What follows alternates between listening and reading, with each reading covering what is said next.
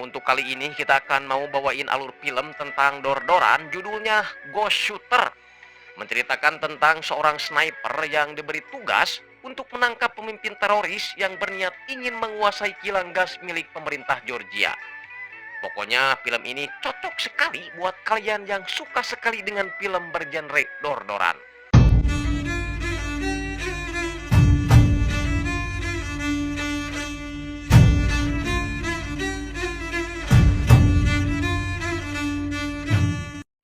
Di awal film kita melihat ada sekitar 4 perahu bargas yang mengangkut pasukan bersenjata. Di antara pasukan berbaju hitam itu ada sekelompok orang berbaju kuning-kuning ngambang di air yang sepertinya mereka adalah para tahanan.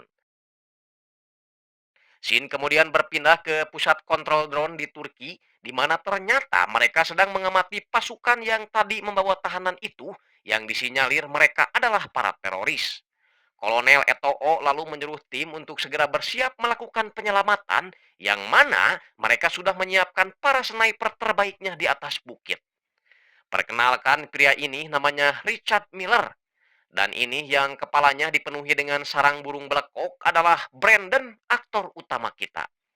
Tak hanya mereka berdua saja, para sniper lain pun sudah bersiap untuk membantu Brandon dan Miller dalam menjalankan misi ini. Roger Zeus, this is Rampage Holdings. Don't you mean Chair Force, sir?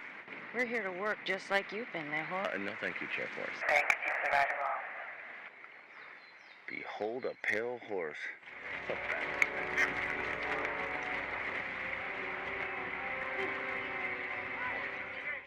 Sebelum melakukan eksekusi terhadap para tawanan, para teroris ini juga sengaja membuat video yang menyatakan ketidaksukaan mereka terhadap Amerika yang selalu ikut campur dalam urusan di Timur Tengah. This American citizen is a director's oath. That's for what? Betul juga sih kalau dipikir-pikir mah, emang gak ada kerjaan tuh orang-orang Amerika. Masalahnya, para teroris itu menyuruh anak kecil untuk melakukan eksekusi. Membuat Brandon jadi ragu untuk menembak meskipun Miller dan para rekan lainnya menyuruh dia untuk segera melepaskan tembakan ke arah anak kecil itu. Karena terlalu lama berpikir, akhirnya sniper lain mohon izin untuk menembak anak kecil itu. Gak kena. Tembakan itu akhirnya membuat mereka tahu bahwa mereka telah terkepung. Apalagi bantuan kembali datang lewat jalur udara hingga membuat para teroris itu kalang kabut, susah untuk kabur.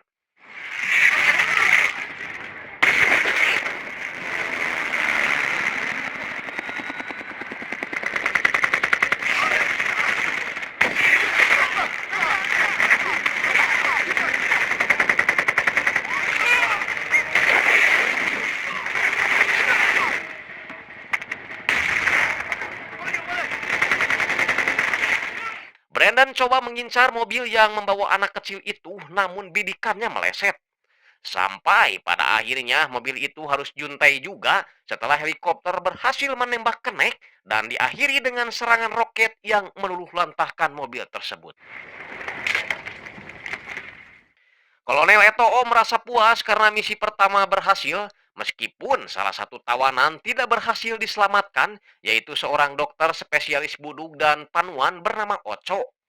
Dokter ini selalu memberikan pengobatan gratis pada warga yang membutuhkan. Miller memperingatkan Brandon untuk tidak ragu-ragu lagi dalam menembak, karena keraguan-raguan itu hanya akan menggagalkan misi mereka saja. We're in the business of one time. I'll get him next time.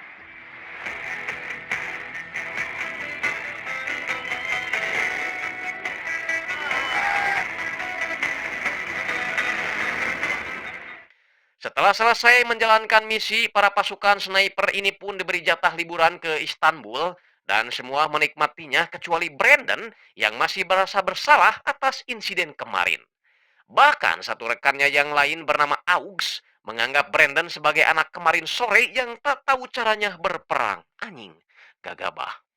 Brandon yang merasa tersinggung dengan perkataan rekannya tadi lebih memilih untuk pergi menghindari omongan atau percekcokan.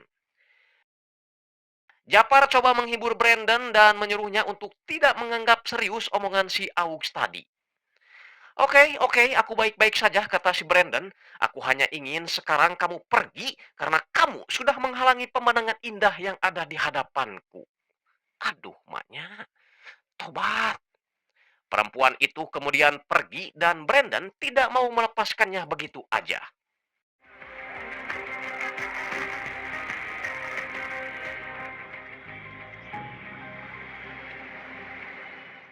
Sementara itu, tak jauh dari lokasi tersebut terlihat seorang pria naik ke atas tempat yang lebih tinggi dan mengeluarkan sesuatu dari kantongnya yang saya kira itu adalah alat pancing, tapi ternyata sebuah senjata. Dan orang yang pria ini bidik adalah Brandon. Namun ketika pelatuk akan ditarik,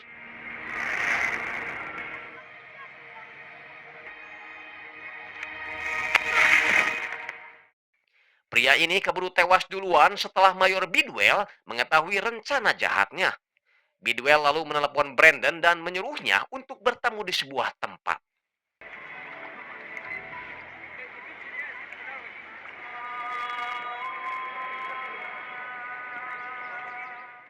Setelah bertemu, Bidwell kemudian menjelaskan bahwa ada pihak dari Suriah yang menginginkan Brandon mati dan mereka akan menghadiahi $150.000 bagi siapa saja yang bisa membawa kepala Brandon.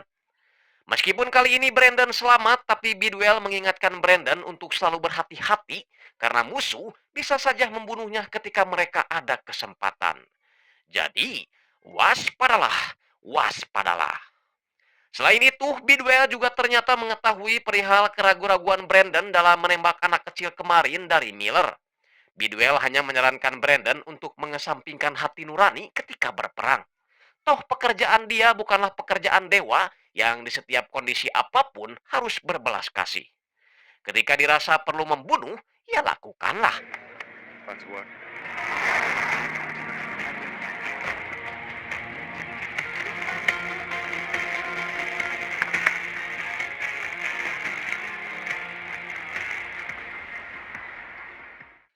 Kolonel Eto'o kembali mengumpulkan pasukannya di mana kali ini mereka akan menjalankan misi selanjutnya, yakni melindungi jalur pipa gas yang berada di Georgia dan mengangkut gas alam tersebut melalui Laut Hitam ke Eropa Timur dan daerah lainnya. Rojas sempat protes karena wilayah tersebut terlalu luas untuk mereka lindungi. Tapi Kolonel Eto'o menekankan bahwa setiap prajurit harus siap ditempatkan di wilayah manapun, sekalipun tempat itu berada di kerajaan siluman Dedemit. Tak lama setelah itu, perempuan bernama Robin Slater yang tadi sempat ngobrol dengan Brandon, yang juga merupakan seorang agen dari Pusat Gabungan Militer Sipil, menjelaskan bahwa nantinya mereka ini akan bergabung dengan tentara Georgia di bawah kepemimpinan Sergei Babayev, di mana musuh mereka nantinya adalah para teroris yang berasal dari Afghanistan dan juga Irak. Mereka selalu melakukan penyerangan melalui para sniper-snipernya dan juga merusak infrastruktur jalur pipa di lokasi-lokasi strategis. Untuk itu, tim dituntut agar secepat mungkin menangkap pemimpin teroris bernama Rosan Gazakov alias Tatang alias Abu Abdullah karena orang inilah yang menjadi otak dalam setiap insiden yang terjadi. Tbilisi, Georgia. Just south it was a rough neighborhood. Intelligence on the ground attribute the attacks to an Afghan militant, Roshan Gazakov, aka Abu Abdullah. Tapi sebelumnya, mereka diminta untuk mengawasi seorang taipan minyak asal Austria yang akan melakukan tur area menemui para ketua suku untuk menyelesaikan sengketa tanah wakaf besok lusa. Mayor Bidwell pamit pulang dan Brandon akan kembali bertemu lagi dengan Robin di Georgia.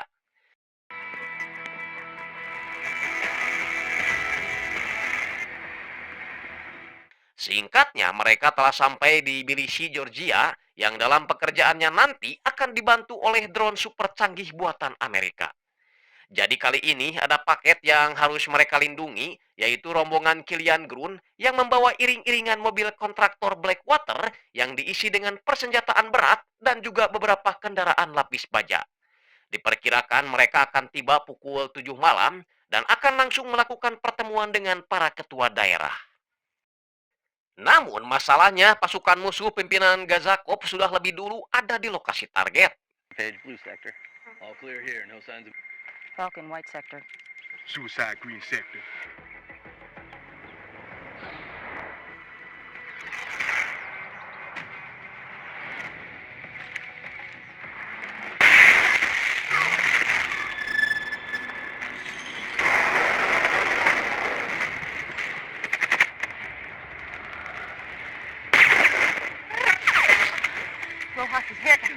stop and talk to me. What's going on?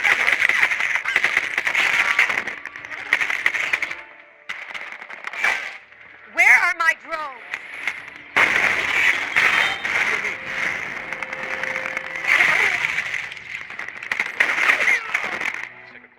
Ruang kontrol menemukan sinyal dari Gazakov dan mereka langsung meluncurkan roket untuk memusnahkannya.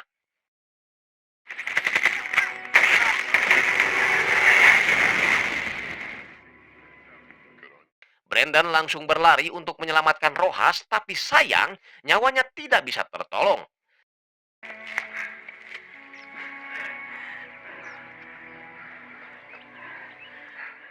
Sedangkan Miller, Robin, dan Babaye pergi ke tempat roket itu diluncurkan, namun mereka tidak menemukan tanda-tanda bahwa Gazakov telah tewas.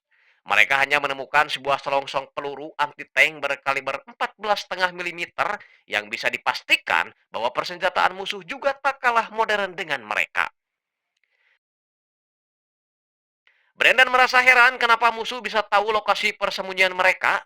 Rojas yang notabene paling ahli soal bersembunyi dibanding yang lain pun harus terkena tembakan. Brandon merasa curiga jangan-jangan tim Babayev lah yang membocorkan titik koordinat mereka pada pasukan musuh karena hanya di pihaknya lah yang jatuh korban sedangkan dari Georgia semuanya selamat. Adu mulut terus berlangsung antara Brandon dan juga Babayev sebelum pada akhirnya dihentikan oleh Miller. Akibat dari percekcokan itu, Brandon akhirnya dihukum dipindah tugaskan ke lokasi lain, tepatnya di pegunungan Kaukasus untuk menjaga saluran pipa gas di wilayah tersebut. Fucked up something bad to get sent here, bro.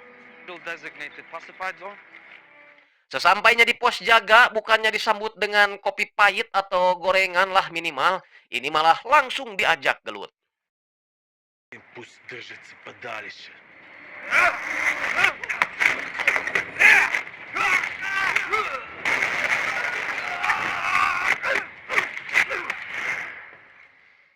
Setelah mengalahkan mereka semua, barulah pimpinan pos keluar dan dia bernama Andrei Maskov. Rupanya si Maskov ini tahu alasan Brandon dikirim ke sana, yaitu terlibat adu mulut dengan Kolonel Babayev, membuat semua pasukan lain menertawakannya dan menganggap bahwa itu adalah sebuah pembangkangan. Brandon pun menjelaskan alasannya kenapa dia berbuat seperti itu, dan Maskov hanya berkata, "Jangan suujon, dosa sia." Daripada ngomongin orang lain yang gak jelas, Maskov lebih memilih untuk mengajak Brandon berpatroli di wilayah sekitar. It's about attacking senior officer for cooling off, yeah? True size of movement, coordinates, surveillance. Dan dari kejauhan terlihat dua orang pencuri sedang melakukan aksinya.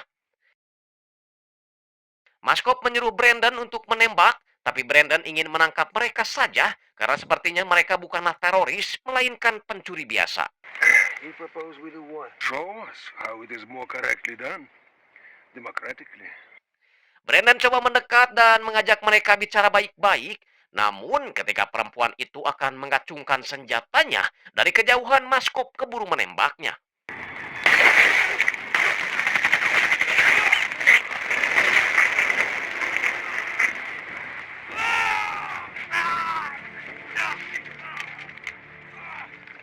Maskov menyandra salah satu dari mereka untuk dijadikan bukti bahwa mereka telah melakukan pencurian.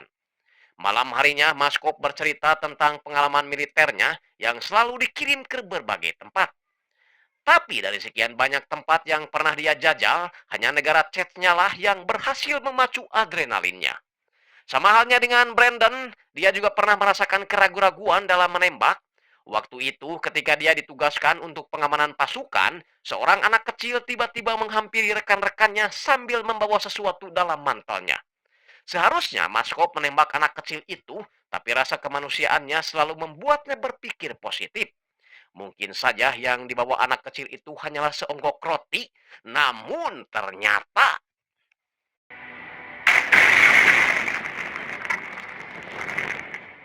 membuatnya menyesal dan berjanji keraguan-raguan itu hanya datang sekali saja.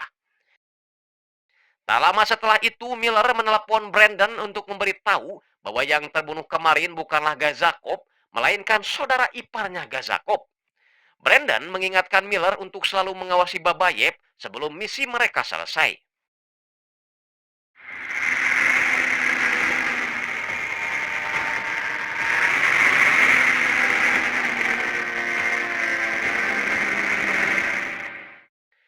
Sambil melakukan patroli, dari obrolan mereka terungkap bahwa ternyata si Maskov ini adalah seorang tentara Rusia yang dibayar konsorsium untuk melindungi energi gas di Georgia juga. Sementara itu Sayid dan satu rekan lainnya sedang sibuk menyiapkan ranjau darat. Karena yakin pasukan Chechnya akan terpancing datang menyelamatkan rekannya yang ditawan. Setelah melihat adanya pergerakan dari kejauhan, tim pun segera menyiapkan alat perang masing-masing. Yang mana kali ini Sayid akan menjadi pengintai buat Brandon. I swear, think you're enjoying this. Возьми восточный спуск.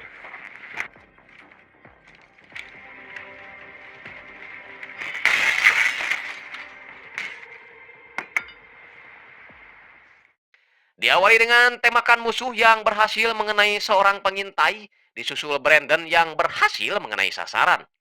Selanjutnya, saling jual beli serangan pun terjadi dan tim tidak menyangka kalau pasukan musuh ternyata jauh lebih banyak daripada mereka.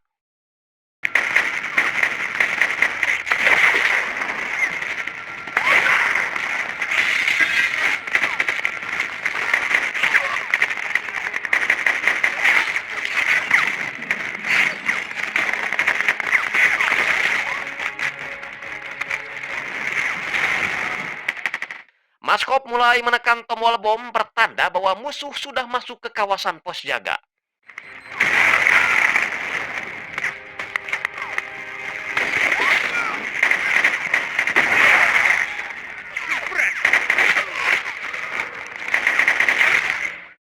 Brandon CS semakin terpuruk setelah pasukan musuh ternyata memiliki persenjataan yang komplit.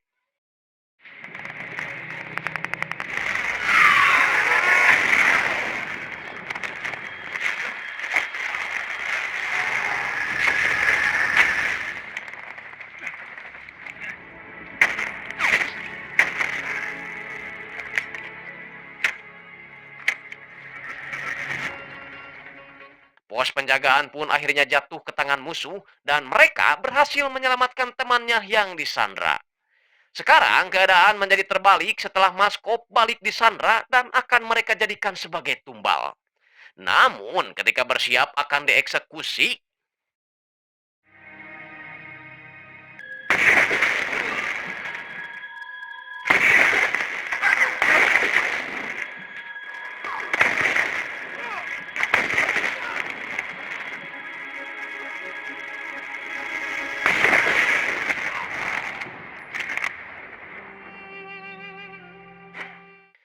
Maskov tak henti-hentinya mengucapkan alhamdulillah setelah dia berhasil lolos dari kematian. Tugas hukuman Brandon berakhir di Kaukasus dan Kolonel Etoo memerintahkan timnya untuk menarik kembali Brandon ke daratan. Helo him out of there. Put him back in the dirt. Roger that, Colonel. Singkatnya, Brandon kembali ke pangkalan militer Georgia dan dia langsung akan dikirim untuk bertemu dengan Gazakov melalui pelantara seorang laki-laki paruh baya yang sudah buta. Pria bernama Mothershed ini sempat bilang bahwa misi ini sama saja dengan bunuh diri. Tapi Brandon mengaku tak gentar sedikit pun karena selain ingin berdua dengan Gazakov, Brandon juga ingin mencari informasi terkait bocornya titik koordinat mereka ketika pertama kali mereka tiba di Georgia. Dan Brandon akan memanfaatkan potongan tubuh saudara ipar Gazakov untuk mendekati musuh. Keesokan harinya, Brandon dan Mothershed mulai melakukan perjalanan dengan menaiki gunung dan lewati lembah seperti Ninja Hattori. Sambil diikuti oleh drone yang akan mengintai sepanjang perjalanan mereka. Dari pusat kontrol drone dilaporkan bahwa mereka menemukan banyak orang di sekitar Brandon yang disinyalir bahwa Brandon sudah dekat dengan tempat persembunyian Gazakov. The Trans-Georgian Pipeline. All the major players. Dan benar saja tak lama setelah itu pasukan musuh pun mulai menampakkan diri dan Moderset lebih memilih untuk mengangkat tangannya sebagai tanda perdamaian. Lalu dia menyerahkan potongan tubuh saudara Gazakov dan mereka sangat berterima kasih karena mereka bisa menguburkan potongan tubuh itu secara islami. Orang-orang teroris itu mengaku bisa menghindari drone dan bisa mengetahui titik koordinat musuh berkat bantuan dari Tuhan. Brandon sempat melihat salah seorang dari mereka tengah menggunakan topbook jaringan satelit yang mungkin berkat alat itulah mereka bisa melacak keberadaan musuh. Melihat Brandon yang terus ngotot memberikan pertanyaan, membuat Gazakov emosi, menyuruh mereka pergi sebelum dia membunuh mereka pada saat itu juga. Tak lama setelah itu, Kolonel Etoo menyuruh anak buahnya untuk segera melepaskan roket, berharap Gazakov bisa tewas saat itu juga. Namun, lagi-lagi mereka bisa mengetahuinya, dan Ron pun meleset. Dan si Etoo main tekan aja, gak lihat apa si Brandon hampir mati. Pedom seh.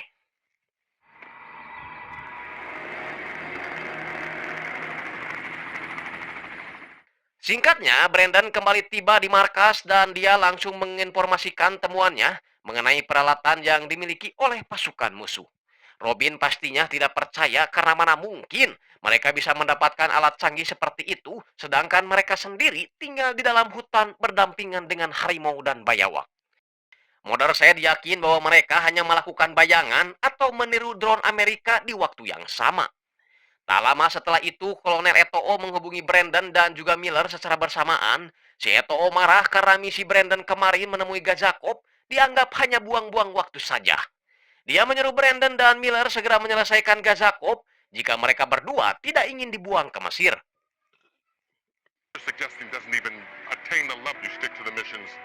I'll handle the intel. I don't want to have this talking. Run your team. Do not let your team run you. Brandon kembali bergabung dengan timnya karena mereka semua telah menjadi sasaran berikutnya bagi pasukan Gazakov. Sementara itu, pasukan Gazakov kembali membuka jaringan satelitnya dan akhirnya semua terbongkar bahwa ketika drone Amerika berada di kawasan mereka, mereka langsung meretasnya sehingga mereka bisa mengetahui titik koordinat di mana pasukan musuh berada. جورجيان طريق مكسر على الساعة 10 القناص. Fuck, neither can I.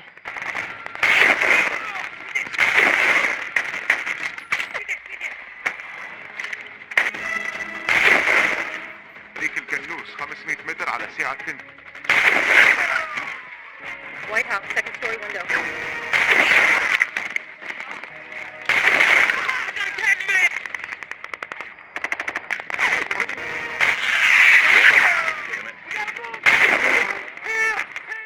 Brandon menyuruh semua rekannya untuk melepas rompi karena rompi mereka terhubung dengan drone milik mereka. Dan untuk sementara mereka akhirnya bisa selamat dari intayan pasukan Gazakov. Mereka mulai kembali menyusun rencana setelah dalam foto satelit, pasukan Gazakov terdeteksi berada di daerah Kobuleti. Tim pun sepakat untuk berangkat ke sana sesuai dengan petunjuk satelit itu. Yang padahal pasukan Gazakov tidak pergi ke Kobuleti dan mereka hanya ngumpet di bawah batu layaknya bangkong korodok. The insurgents before they're able to get here. Beruntung, Brandon keburu menyadari siasat jebakan musuh dan langsung menyuruh rekan-rekannya untuk putar arah.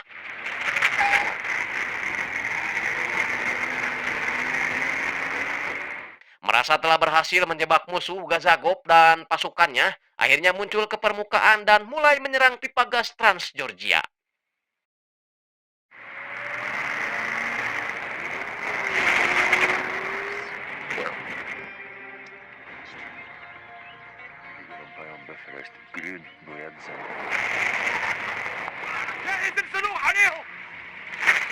My God.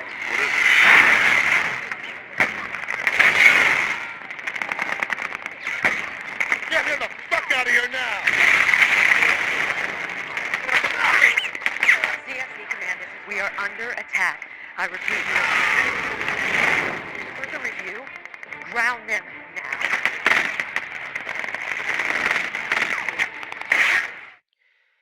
Beruntung di saat keadaan terjepit seperti itu, para sniper sudah berada di lokasi yang seharusnya. Snipers. Find them.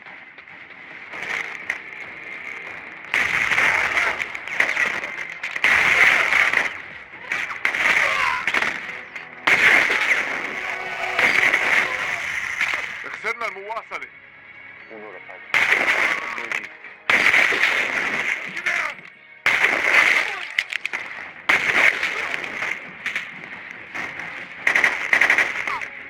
We got a rabbit, bro. Gaskov on the move.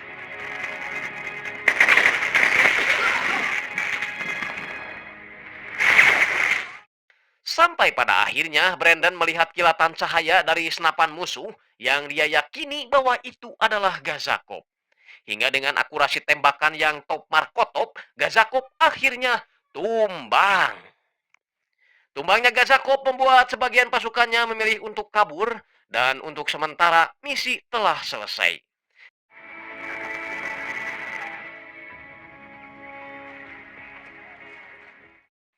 Brennan CS kembali menikmati liburannya di Istanbul, dan Kolonel Eto'o membawa hadiah spesial buat Brandon untuk diamankan. Film pun tomat.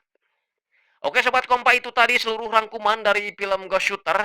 Mudah-mudahan kalian terhibur dan bisa memahami apa yang saya sampaikan. Saya Andreas Bok pamit, sampai jumpa di film-film seru berikutnya. Wassalamualaikum warahmatullahi wabarakatuh. Adios.